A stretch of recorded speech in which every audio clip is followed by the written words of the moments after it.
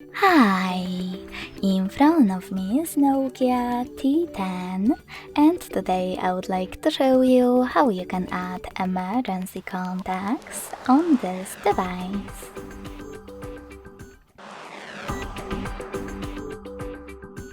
First of all, go into Devices Settings and scroll all the way down right away.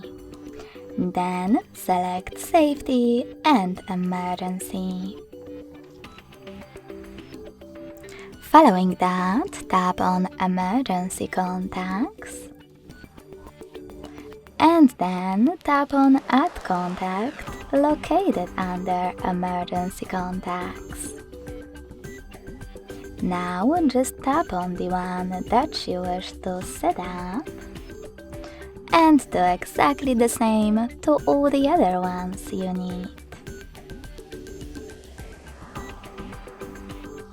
In order to delete one of them, click on this X next to the one that you wish to get rid of and confirm your choice in the pop-up. Thanks so much for watching. If you enjoyed this video, don't forget to leave a like, comment and subscribe. Bye!